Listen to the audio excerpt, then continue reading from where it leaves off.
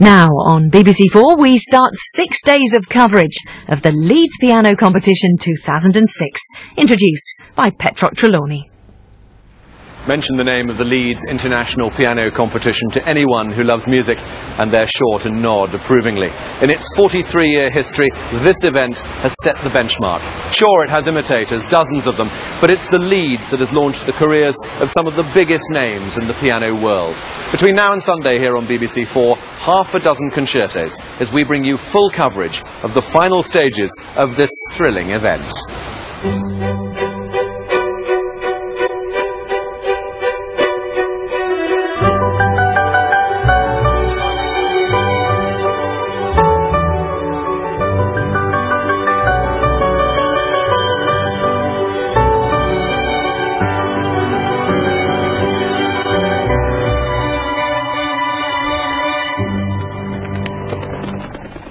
Well, it's here at Leeds Town Hall every 3 years that the finals take place.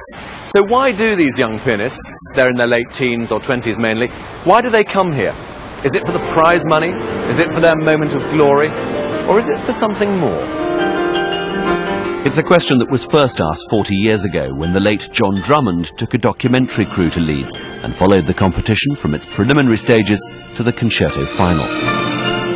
Last September, 57 young pianists from over 30 different countries came to this northern city to compete for a glittering array of prizes and the knowledge that the winner would be virtually certain of a big international career. That film, Great Expectations, became a landmark in the coverage of the arts on television and captured the unique qualities that have made the Leeds one of the most highly respected music competitions in the world.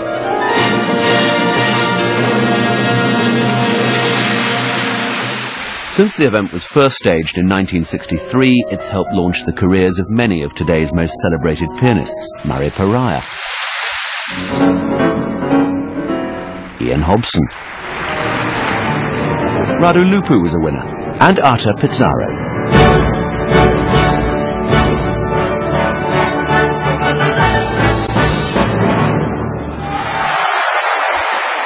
It opened amazing doors for me. I was working with one of the top agencies in the world. And even today, 16 years later, it's still, my name and my first prize in 1990 are still absolutely together in people's minds. Talented and ambitious young musicians soon realized that the Leeds was about much more than just the prize money. With promoters, agents and producers from all over the globe listening in, just making it to the finals has often been enough to help launch a glittering solo career. The conductor at this year's Leeds finals was Mark Elder. I think this Leeds piano competition is one of the most significant in the world, whatever the result. This year the competition started with 71 pianists. By the final stage, just 6 were left, from the United States, Russia, China and Korea. There was a real buzz around this competition. The general view was that the standard was exceptionally high. The finals featured 6 very different concertos. Tomorrow night we'll hear 27-year-old American Grace Fong play Mozart's Piano Concerto in C.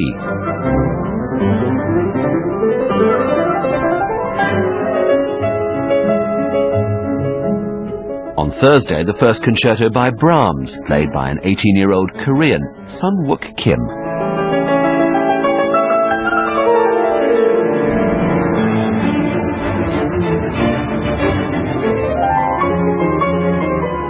Friday's program features another Korean, Sung Hoon Kim, playing Mozart's C minor concerto.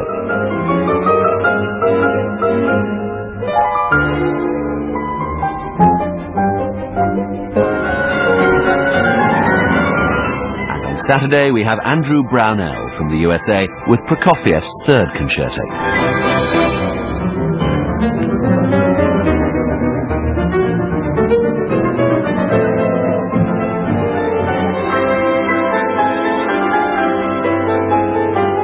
And our week of piano concertos from the finals of the 2006 Leeds competition concludes with a real crowd pleaser, Rachmaninoff 2, played by Denis Kozhukin from Russia.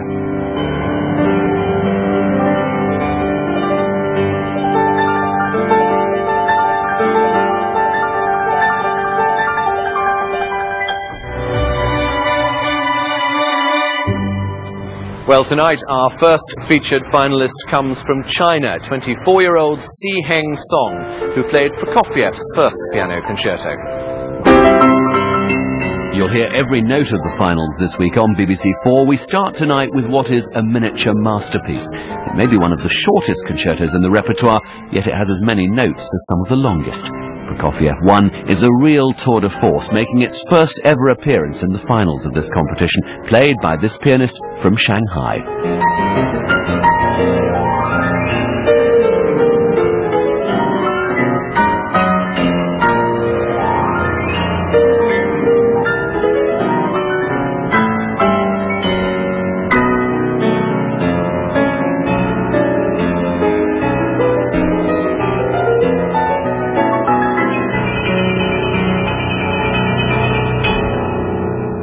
And we'll hear Prokofiev 1 played in full by Siheng Song a little later.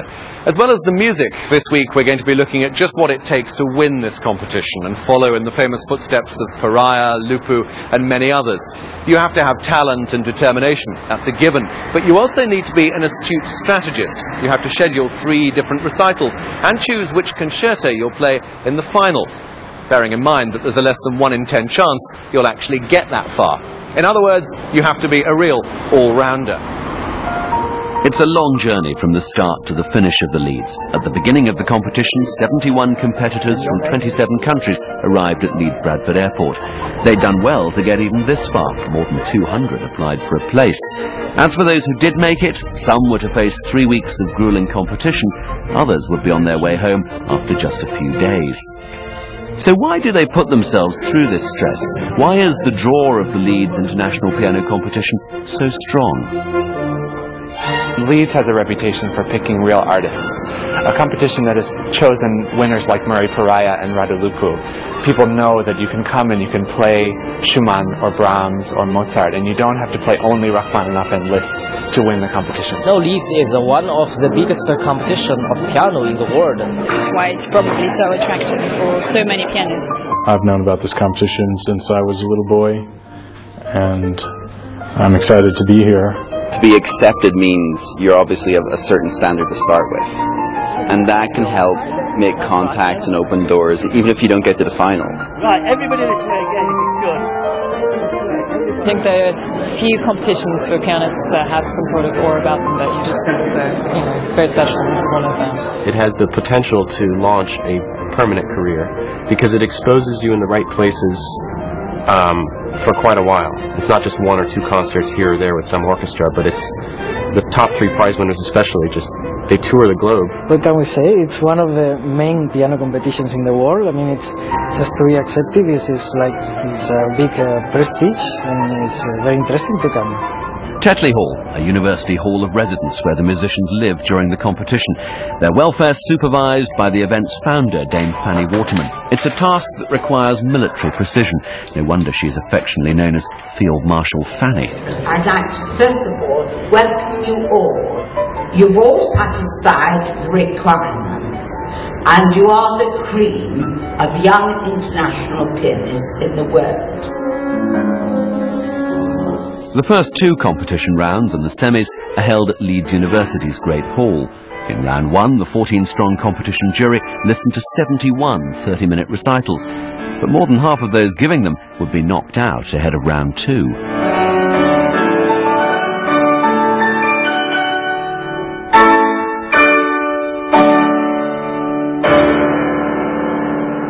Then the jury faced the difficult task of reducing the 33 survivors who made it into round 2 down to the 12 competitors who play in the semi-finals. Contestants play up to 70 minutes in the semi-finals, so that's a very long time. I mean, that's really a full-length recital, which usually has an interval, but it's a lot of music, and so in that sense it's the most important round. From a dozen in the semis to 6 in the finals, Andrew Brownell, one of those who made it through. I think we all must be a little bit masochistic, or very masochistic in the case of some people who compete rather a lot, and there are people who just go from competition to competition.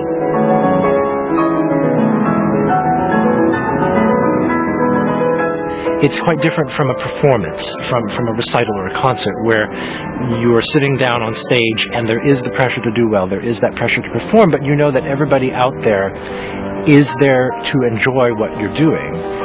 Whereas at a competition, especially here at the Leeds, where the jury is just a number of yards away from you, you know that everybody is there to judge you.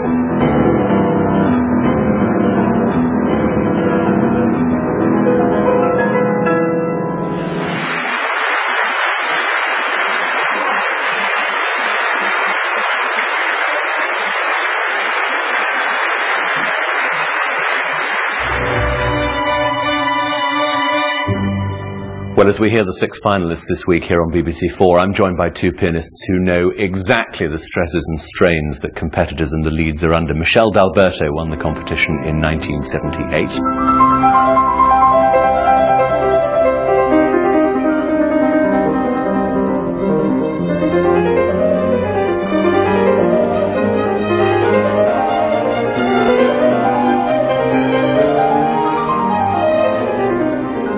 Parham took part in 1990, didn't enjoy quite such success, but she'd already had triumph in BBC Young Musician.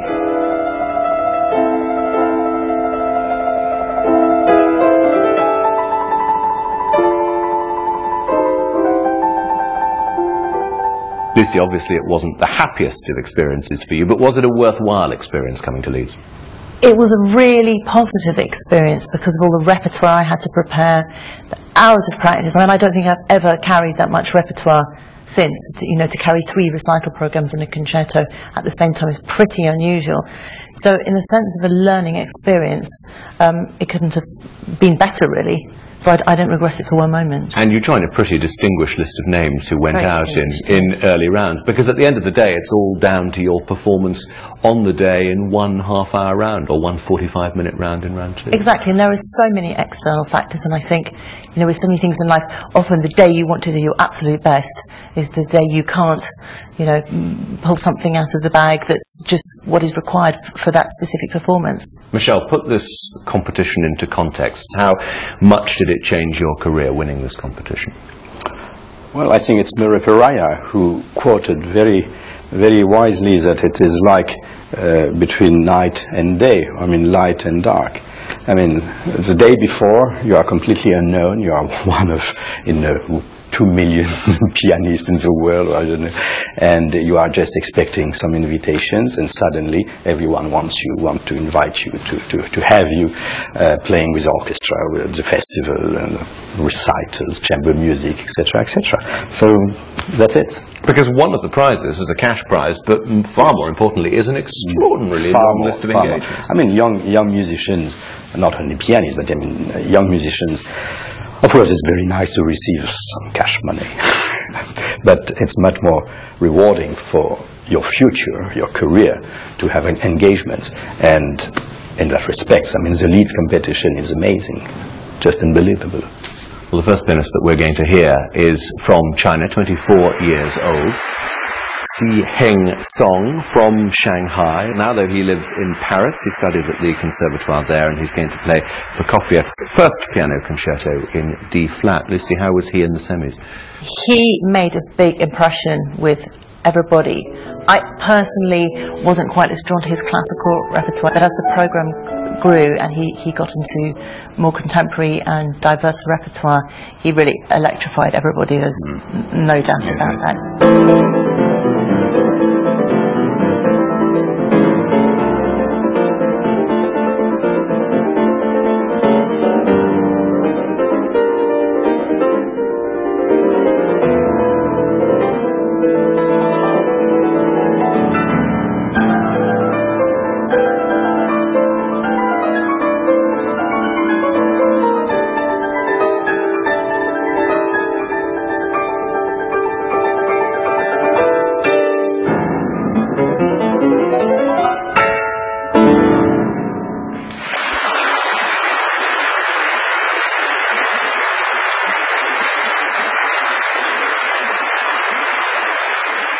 He's going to play Prokofiev's first piano concerto then, which Prokofiev wrote in his early 20s at a time when he was essentially a pianist himself, earning far more money from his work as a pianist. Almost a student. I mean, yes, I would say it's a showpiece. It's a great piece for a pianist. I don't play it, but it's the kind of piece I'm just looking forward to listen to, because I think it's fun, it's witty, it's full of, I mean, it's very sparkling. It's the shortest concerto by a long way. We're going to hear in the finale. When the piece was first performed, Prokofiev was accused of showy brilliance. Oh yes, is that true? Yes, but you have to be. You have to be brilliant. I mean, if you are not virtuoso in this kind of piece, where are you going to be virtuoso? It's so important, and I think it's particularly nice that it's been playing this competition, because often the first Prokofiev is not on the list for competition finals. It doesn't get heard that much in concert because of its length. It's quite difficult to program. You need something very long before it rather than an overture or something. So it tends to slip through the net a little bit. So it's very good that we're hearing that phrase, a very interesting question. How, for the jury, can you compare a pianist who will play in the final a short piece of 18 minutes and a Brahms of 45 concerto? minutes? It makes the work of the jury a little more complicated. Well, Michelle, Lucy, thank you very much indeed for now. Finalists perform their concerto with the Halle Orchestra, conducted by Mark Elder, and on the morning of their performance, they get to work in a one-on-one session with the conductor at the home of Leeds Piano Competition founder Dame Fanny Waterman.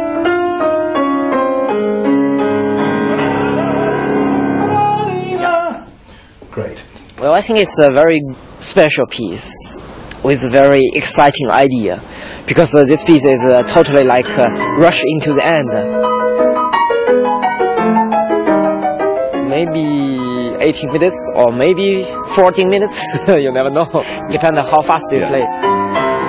It's just straight on into the end. I like this idea very much, so that's why I chose that. Just an idea. Yeah. That we don't actually make a pause here. We make a pause of silence, as he wrote. I understand. Yeah, what I mean. Okay, yeah.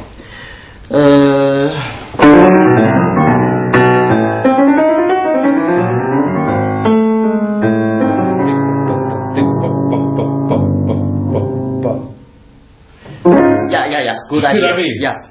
Prokofiev is represented this year with two of his great piano concertos. He was a wonderful writer for the piano, unlike anybody else, but you have to find in this music a wry, bizarre sense of humour.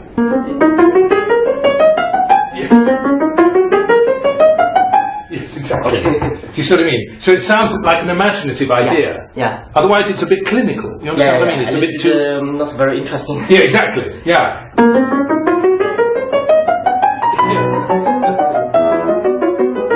Because it has a sense of humour as well. Yeah. His music, to me, is full of the Paris of 1920.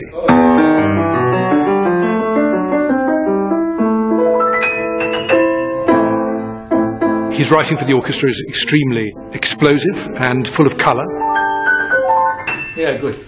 The whole of this short concerto is like a firework display. It's like an explosion of wit, of eccentricity.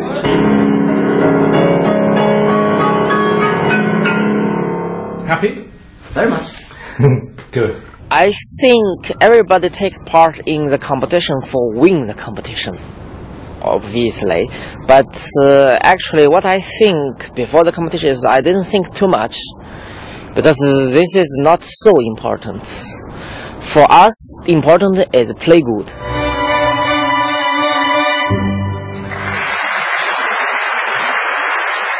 The Halle Orchestra crossed the Pennines from their home in Manchester to accompany the finalists, Mark Elder on stage in that monument to Victorian confidence that is Leeds Town Hall, joined by Siheng Song to play Prokofiev's first concerto.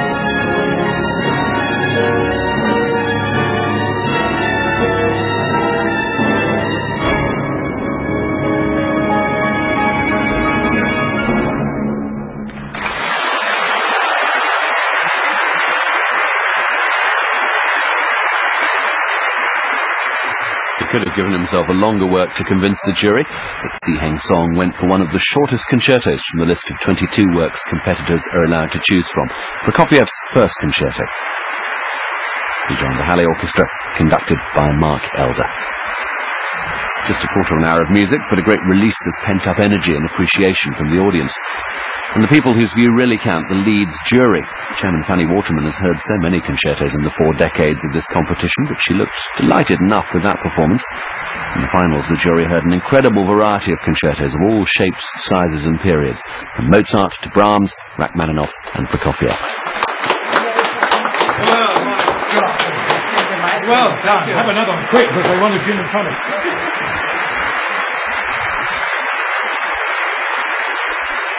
He looks relieved that that's all over, but on and off stage, a very confident pianist, 24 years old, from Shanghai in China, now studying in Paris. He's scheduled to go from the Leeds straight back to Asia for a major tour of China and Japan.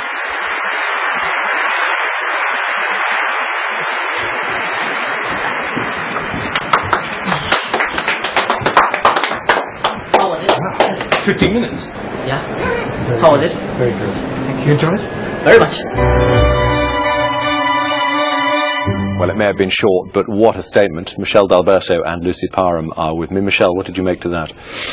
I was quite impressed because I know the boy for now 3 years. I heard him in Dublin, and the progress he made between 2003 and this year, I mean, it's quite amazing. This boy learns so fast, and I mean, not only the technique, but in terms of musicality and of involvement in the sound, because there is a big requirement in terms of sound, producing the sound. He was very involved from very early on in the piece. I felt he threw himself into it with all the necessary commitment and vigour right from the start. Yes. And right from the beginning you get that real sense of the mechanical style of playing that Prokofiev was creating. But is there a danger that you can take that a bit too full on, that you can hammer the piano a bit too much? For me, there was a little bit of that, actually. I found the tone a little bit harsh. It's a personal feeling. I mean, he plays fantastically, but it had an edge to it that was maybe a little bit too much for me. Yeah, but in the passage a bit less involved in terms of sound, more soft, so to speak. There are not so many soft passages in this concerto. No, I mean, they were lovely. The soft passages were lovely. There was lovely. A characterization in the melody, the character of the passage, which I liked very much. Just for me, it was a slight strident edge to the sound, which is something I don't like as much. But he just took the piece by the scruff of the neck and went with it. He might have felt that this piece is not, musically speaking, as great as, let's say, the Brahms first piano concerto. So he was going to run with it and make his mark in 15 minutes. And what a bravura performance it was. He owned it 100%. Absolutely. And the sense of the discourse, the direction of the music. Yes. It was a very committed performance. I don't think there's any doubt about that. And everybody in the hall loved it. Lucy Parham, Michel D'Alberto, thank you both very much indeed. Tomorrow night, a 27-year-old American, Grace Fong, who follows in Michel D'Alberto's footsteps by doing that rare thing, playing a Mozart concerto in the final of the Leeds International Piano Competition.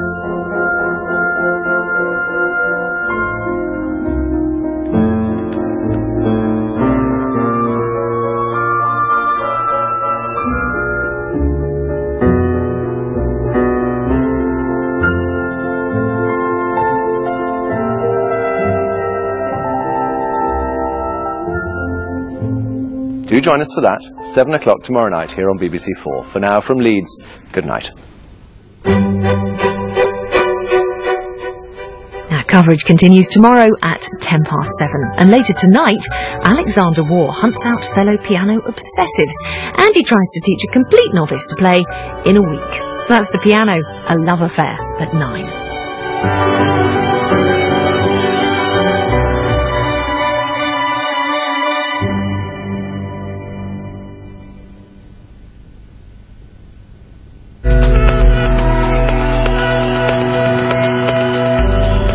BBC4 pulls out all the stops with a season of piano music to inspire and delight. The season continues this week with the 2006 Leeds Piano Competition, tomorrow at 7:10 on BBC4. The prequel to Jane Eyre. Love, forged in paradise. Still think you're dreaming, Mr. Rochester? Ignited by desire. Shattered by secrets. The story of the first Mrs. Rochester. Wide Sargasso Sea. Coming soon to BBC 4.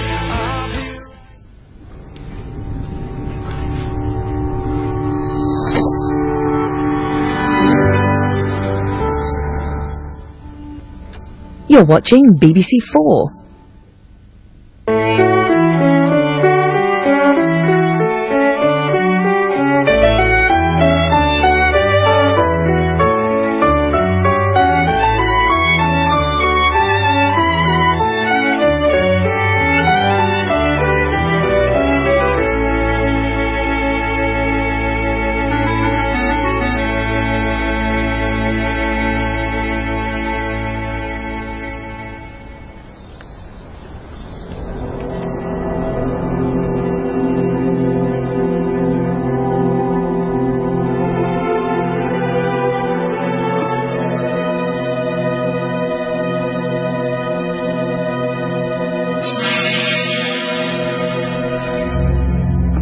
With the onset of the Ice Age, the Earth's animal and plant kingdom were wiped out, and the planet's landscape changed forever. Fossilized remains of dinosaurs and prehistoric trees were thought to be the only records left to us.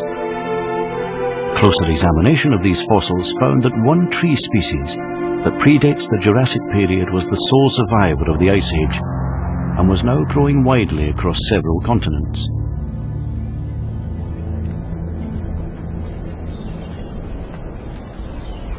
By Darwin's own criteria, here was a true living fossil, the Ginkgo biloba.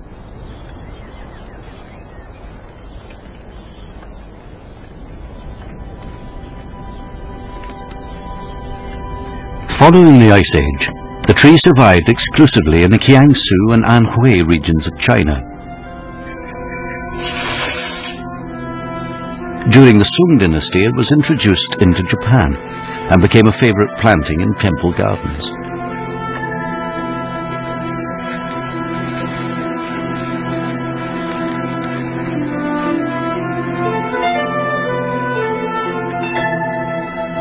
Its reintroduction into Europe, and finally its arrival at Kew Gardens, following an absence from Britain of over 100 million years, was a hurried affair, as the botanical gardens of Europe competed to bring these rare oriental trees home.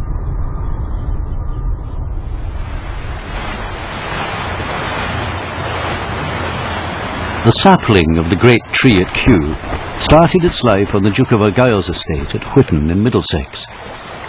Following his death in 1761, the ginkgo and other rare specimens were loaded onto a barge and transferred down the Thames to Kew, where Lord Bute was establishing an ornamental and botanical garden for the Princess of Wales.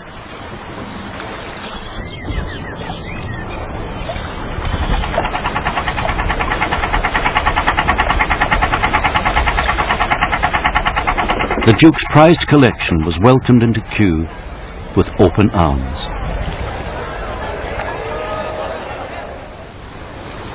There was a great deal of excitement around the gardens when the ginkgo arrived, because everyone realised just how valuable an acquisition it was.